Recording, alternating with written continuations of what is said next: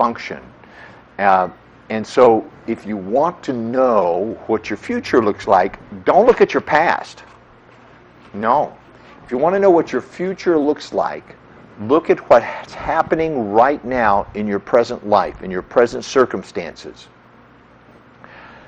The circumstances that you have now are a result of the futures that you created in the past, yes, to a certain extent. The present moment that you have now is a little mini preview. Like if you go to the movies, you can see the previews and sort of get a sense of what the movie's going to look like.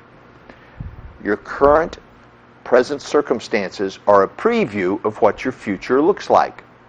If you want to change your future, you have to change your present. You can't change your future in the future, you have to change your future now. Your future is a reflection of your present. Your present is a reflection of the futures that you have created. How does that work in relationships? Well, if you choose to associate and hang out with people from the past who view you as a result of your past, who relate to you like all of the things that you've done in the past, and that's who you are, whose vision of you is a vision of more or different of the past. In other words, if your parents had a certain way of seeing you, and now they see you as being that way in the future, you might want to begin to train the people in your environment that you are up to something new and different. Now, personally, I have found it better to disassociate myself from people who weren't willing or ready to change, and to associate myself with people who are all about change, and development and growth. And that's why when I talk about embrace growth, I talk about creating communities of growth and development, communities of wisdom and contribution. Who do you want to hang out with? People who are attached to the past, who have resentments from the past, who have worries about the future because it's going to look like more of the past, who are attached to being limited, who are attached to being a victim, who are convinced that things cannot get better. Do you want to hang out with those people? Because I want to tell you something. Your life is pretty much, who you are is pretty much a composition, a compilation of the 4 or 5 people that you see the most. The people that you're talking to every day, the people that you're associating with, you're texting them, you're hanging out with them, you're eating with them, you're sleeping with them, you're spending time with them, and their thoughts, feelings, and emotions are affecting your thoughts, feelings, and emotions. Otherwise, you wouldn't be hanging out with them. And so I have found it necessary at a number of stages in my life to make the difficult sometimes and unfortunate choice. Well, I erase. I'm not going to say the word unfortunate because it's not unfortunate. Fortunately, I made these choices, or I wouldn't have what I have today and be who I am today. And I'm happy with who I am and where I'm going. So I had to make difficult choices. I had the paradox of having to look at my loyalties and see if I was going to be loyal to the past or if I was going to be loyal to my vision and my dream of the future. And because the dream of the future had not yet occurred, and I was expecting it to, and causing it and intending it to occur, even if it had not yet happened, it was a difficult choice to make whether or not to be loyal to this future, loyal to this vision, committed to it, in other words, or attached to the past, attached to the people and the things from the past. Just like I told you earlier, I had to throw out some suits that I had and some clothing that I had that maybe I'd invested money in, or maybe I even liked those clothes, but they no longer fit me, and I knew that they were not going to fit me ever again.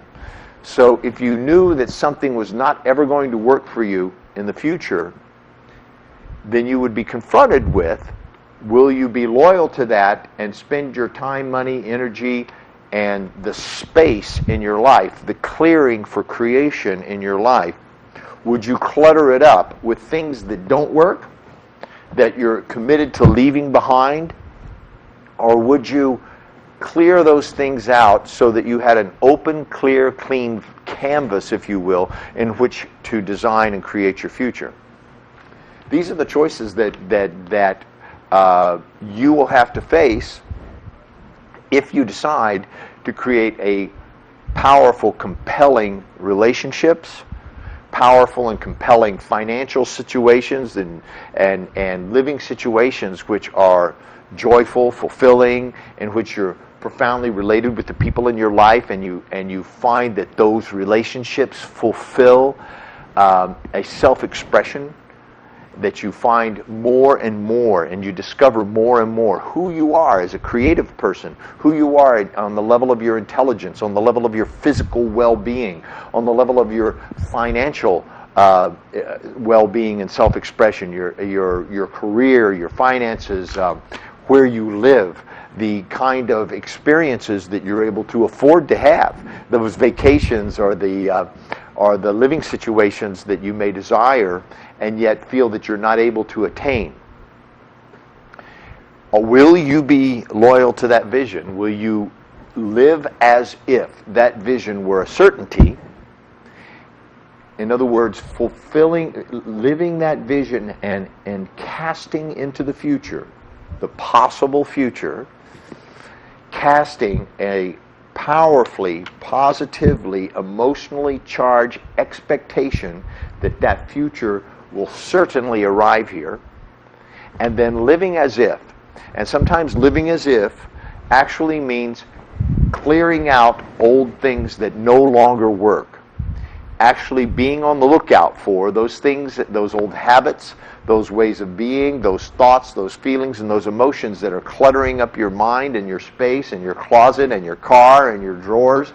And your life is cluttered with reminders of a way of being that you desire to leave behind. Sometimes what you have to do is leave those things behind. Sometimes it means severing relationships. And, you know, you want to do that as lovingly and as completely and as carefully as you possibly can so as to not cause injury, but sometimes you just simply need to move on. And some people will like it and some people won't. Some people will say bad things about you. Are you more committed to having the people in your life who want to limit you anyhow? Are you more worried about what they say and think about you than you are about having a life surrounded by people who are positive and who are for you and who are for your greater good and who support you in being everything that you could possibly be, and who will get up behind your dreams and visions and call you to account for fulfilling them and taking action on them. I actually have people in my life that I speak to on a regular basis, a couple of really best friends that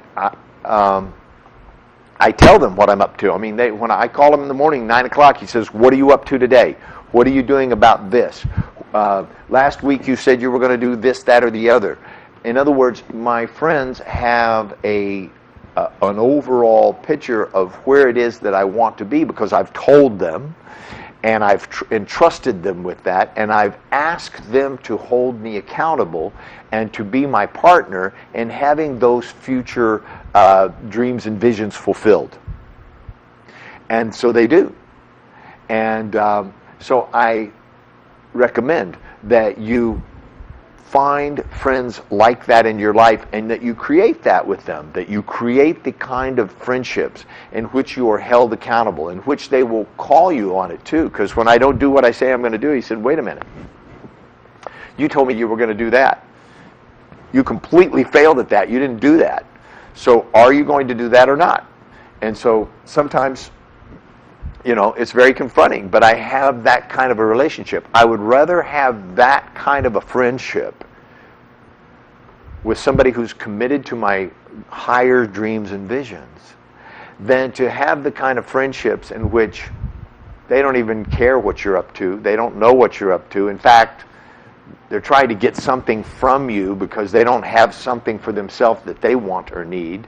And so their attachment to you is more out of codependence and needing somebody or someone or something, and you needing them, so that when you break those codependent relationships, like you say, okay, well, this isn't working for me anymore and I'm going to move on, a lot of those people will really rear up and get angry or upset and say some nasty things or do some nasty things to try to keep you small, to try to keep you in that smaller vision so that they don't have to grow and expand. Now, sometimes some of your old friends will want to move on to a new way of life along with you, and I recommend that you keep those bonds for as long as you can, for a lifetime if possible. I can count on one hand the friends that I have who I've known for 20, 30 years and who continue to grow and develop. Now, they've grown and developed at a different pace than I have. They've lived different lives than I have. They all live far away, strangely enough. All of my best friends live someplace else. I only have they're all like in Georgia or Northern California or Oregon or New York or someplace, Canada, France. They live in different places, but I stay in touch with them because throughout the years they've grown and developed along with me, even though they've lived far away. And I recommend that you have relationships in your life that last a lifetime, but it doesn't have to be with everybody you currently know. And so if you're happy with your state of life, if you're happy with your dreams and vision, if you're happy with how life is going, if you're happy with your health and your finances and your relationships and everything's working exactly like you want it to work, great. Keep those people around and keep hanging out with those people. But if you desire something greater, if there's something that you hope to achieve in your life that is greater than you've currently achieved, and you have a future vision that is beyond your current reach, then I propose that you get involved with self-growth, self-development, and that you take advantage of, whether it's with Embrace Growth or somebody else, that you take advantage of the many programs that are available to help you grow and develop and create visions. Embrace Growth is designed for that. It is the outgrowth of our dream and vision. Before we were ever married, Azita and I sat down and said, what is it that, if we got married, what is it that you see 5 years from now, 10 years from now, 20 years from now, 50 years from now? What is your vision for your life and our life? What is the legacy that we would leave in the world when we're gone? What is it that you want to create? And we are living that vision today.